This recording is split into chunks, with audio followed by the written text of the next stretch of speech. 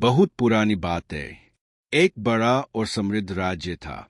राज्य चारों तरफ से हरी भरी जमीन, मजबूत किले और सुंदर बस्तियों से घिरा हुआ था। इस राज्य का राजा था राजा वीरेंद्र प्रताप। लोग कहते थे कि कभी ये राजा बहुत न्यायी हुआ करता था, प्रजा का दुख समझता था और हर फैसला सोच समझ कर लेता था। लेकिन समय के साथ राजा की जिंदगी धीरे धीरे बदलने लगी। राजा के महल में सुख सुविधा की कोई कमी नहीं थी।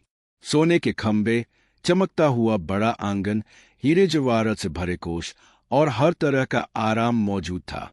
फिर भी राजा के मन में शांति नहीं थी। बाहर से वो बहुत अमीर था, पर अंदर से कुछ टूट चुका था। राजा अक्सर अकेला बैठकर शराब पीने लगा। पहले सिर्फ रात को, फिर कभी शाम को, और धीरे धीरे शराब उसकी आदत बन गई। शराब पीते हाय यूज कुछ पाल के लिए चैन मिलता, पर जैसे हाय असर खत्म होता, मैन और ज्यादा बेचैन हो जाता। उसके चेहरे पर हमेशा उदासी रहती, आंखों में थकान और उलझन साफ दिखाई देती।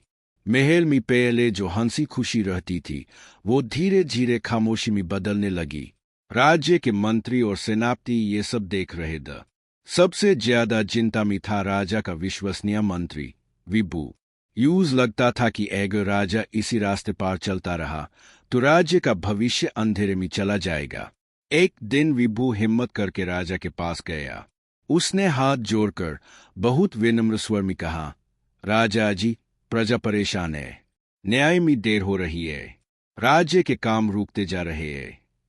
राजा ने बिना उसकी तरफ देखे शराब का प्याला उठाया, एक घूंट लिया और धीमी आवाज में बोला, विभू, मुझे थोड़ा चैन चाहिए। हर वक्त राज्य की बात मत किया करो। विभू चुप हो गया। वो समझ गया था कि राजा बाहर से शक्तिशाली है, पर अंदर से बहुत अकेला और ताक हुआ है। एक शाम राजा अपने महल के बेड आंगन में खड़ा था। सूरज हाल रहा था और पठार के फर्श पर सुनहरी रोशनी पैर रही थी। इतना सुंदर दृश्य होने के बाद भी राजा का मन खाली था। उसके पास सब कुछ था, पर शांति नहीं। उसने मैन सोचा, मेरे पास राज्य है, धन है, शक्ति है, फिर भी मैं खुश क्यों नहीं हूं? कोई जवाब नहीं मिला। बेचैन होकर उसने फिर शराब का सहारा ले लिया। उसी रात मंत्री विभू ने एक निर्णय ले लिया। यूज लगा कि राजा को सिर्फ राजनीति नहीं, बल्कि आत्मा के मार्ग की जरूरत है। उसने सुना था कि जंगल के पास एक महान योगी रहते हैं, गुरु दत्तात्रेय। लोग कहते थे कि उनकी दृष्टि से हाय मैन का बोझ हल्का हो जाता है। विभू ने तुरंत संदेश भेज दिया। कुछ दिन बाद सुबह के समय महल के बेड दरवाजे पर एक शांत सा दृश्य दिखा। हल्की सुनहरी रोशनी के बीच गुरु दत्तात्रेय महल के दरवाजे से अंदर आ रहे थे। उनके चेहरे पर अद्भुत शांति थी, हाथ में माला थी और चल धीमी पर स्थिर थी। जैसे हाय गुरु ने महल में प्रवेश किया, माहौल बदलने लगा। रक्षक, दास दासी सब अपने आप शांत हो गए, जैसे हवा भी उनके आने का सम्मान कर रही हो। गुरु को राजा के निजी कक्ष में ले जाया गया। गुरु शांत मुद्रा में बैठ गए। उनकी आंखों में गंभीरता थी, पर उस गंभीरता के पीछे करुणा छुपी हुई थी।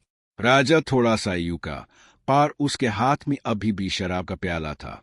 गुरु ने यूज देखा, पर कुछ कहा नहीं। वही चुप रहना राजा के लिए सबसे भारी था। कुछ पल बाद गुरु ने शांत स्वर में कहा, राजा जी, महल बहुत बड़ा है, पर आपका मन बहुत तक हुआ है। राजा चौंक गया। पहली बार किसी ने बिना कहे उसके मन की बात समझ ली थी। उसने धीरे से कहा, गुरुदेव, मेरे पास सब कुछ है, फिर भी मुझे शांति क्यों नहीं मिलती? गुरु दत्तात्रेय ने सीधा उत्तर नहीं दिया, बस इतना कहा, इसका जवाब आपके अंदर है। अगर आप सच में चाहे तो हम यूं धीरे धीरे बाहर ला सकते हैं। राजा चुप हो गया। उस रात उसने पहली बार शराब कम पाई और उसके मन में पहली बार परिवर्तन की एक छोटी सी चिंगारी जली।